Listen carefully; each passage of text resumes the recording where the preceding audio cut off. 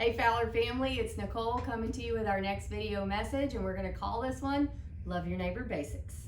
The first thing I want to report is that we are COVID free at Fowler. I never get tired of saying that, and by the grace of God and the collective efforts of our residents and teammates, here we are. And I am so happy to tell you that your prayers are a continued source that help us maintain this journey. You're not only helping to lift our spirits, but you're also praying for our protection. So keep those coming, because prayer works and it's so important for us in this community. So what's changed? Since March, many of you are aware, we have been under significant restrictions. Restrictions to the access of our community, restrictions for our residents, restrictions for our teammates. And in the beginning, those were swift and they were extensive. And over time, we have begun to adapt to what life with COVID looks like. And when I say life with COVID, it's because COVID is still here with us.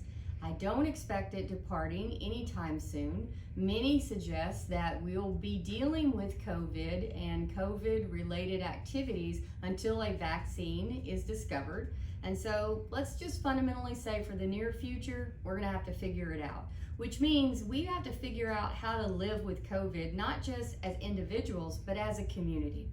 So in the beginning, many of our independent living residents, over 250, were asked to significantly change the way that they lived. They were asked to shelter in place and allow us to resume supportive living activities such as shopping, mail delivery, and just filtering anything that came in and out of their buildings or their lives. And they graciously accommodated that. And it was frustrating in the beginning, and you'll remember that from early videos. It was frustrating for our residents, it was frustrating for our families, and it was frustrating for us as a team because we were figuring it out quickly. We were laying the track, as they say, and the train was coming. But we did it. And now we have a lot of lessons to carry forward from those early days. And Governor Abbott said it best in his press conference today, where he said, we got to figure this out, and we're equipped to know things we didn't know back then. And we're also more able to respond to the threat of COVID. For example, we have a greater source of PPE, protective personal equipment, such as masks, gloves, gowns. We also know that there are certain drugs that help treat people who have COVID. So we're better equipped from a medical profession to respond to someone who contracts COVID. So all of these are good signs. And it also, he lifted up what I'm going to talk about in our Love Your Neighbor Basics. We know the simple steps that each of us can take to prevent the spread of COVID. And that is wear a mask, wash our hands, and social distance. So we created this card, Love Your Neighbor Basics, and this was born out of just simple reminders as our independent living residents started resuming responsibility for their daily activities, meaning they now can leave our campus and go to curbside pickup for the grocery, or go to curbside pickup for restaurant, or go out and take a ride around the community, get out and walk in a park. Many of them have gone to families' houses. Now, these are families that have been doing all of these same basics that we have been doing as a community, but they're making those choices. So we've equipped them with tools as simple reminders of what to do when they leave our community. So on the back, it has our Love Your Neighbors Basics. Face mask worn at all times when you are outside your residence or your office. Social distancing of 6 feet or apart. Wash your hands frequently. Use 60% alcohol-based sanitizer. Sanitize surfaces. Notify our personnel or our teams if you feel ill. Use telemedicine as appropriate. Use curbside pickup. Use the CDC, which that's the Center for Disease Control, pamphlets on running essential errands and guidelines. So we have equipped them with information to make an informed decision.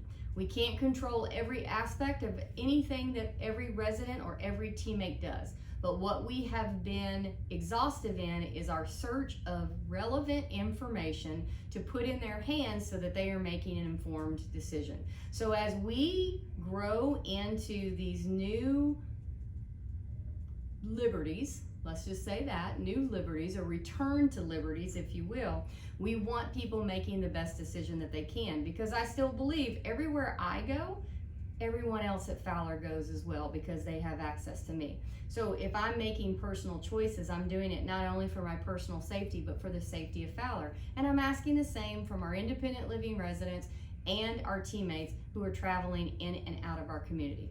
We still have a lot of protocols in place. We still are screening when other vendors come into the building, even essential caregivers like home health or hospice. All of those things still remain in place.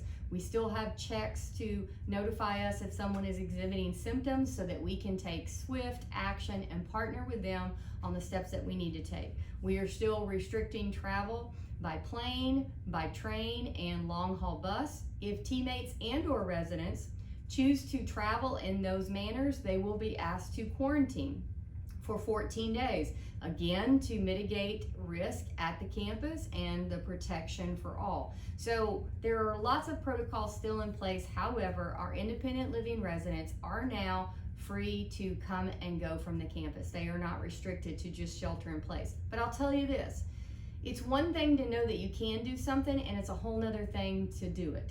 Many of our residents are still making the choice to stay at Fowler and to stay home. And you all will know this because you talk to them on a regular basis. And if that's the choice they make, we certainly are supporting them in doing that and making sure that they are equipped to get whatever they need, either through you, their family and friends, or through online services such as Instacart. And in some cases, we're still providing assistance. Now, as it relates to our assisted living residents and our skilled nursing, they continue to still be governed by the regulations that are designed to protect them. They are the most at risk because they generally will have underlying conditions that can exacerbate COVID. And you've seen a lot of news story about nursing homes.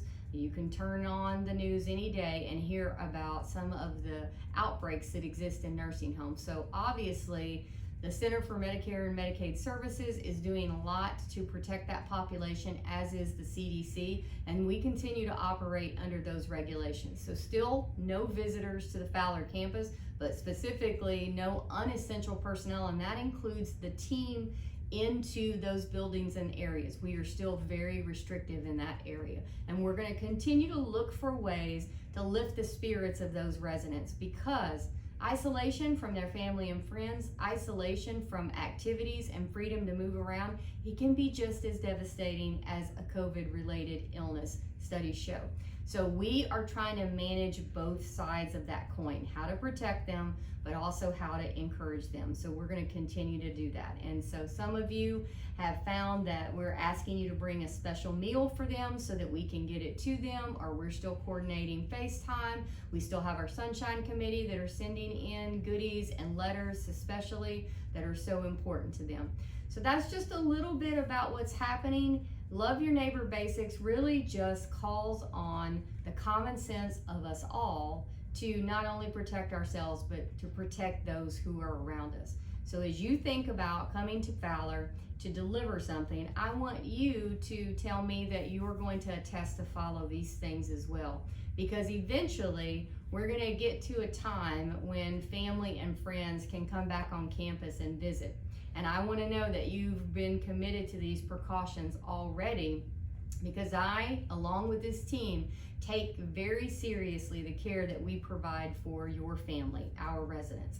And we love them just like we love our family, and we don't want to see anything cause them greater risk. So join me in the Love Your Neighbor Basics, and if any of you are interested in having this card for your car or your community, just shoot me an email and let me know, and I'll make sure that I get these in your hands. And until the next time, stay safe, stay at home when you can, go out for essentials, continue to pray, and take care.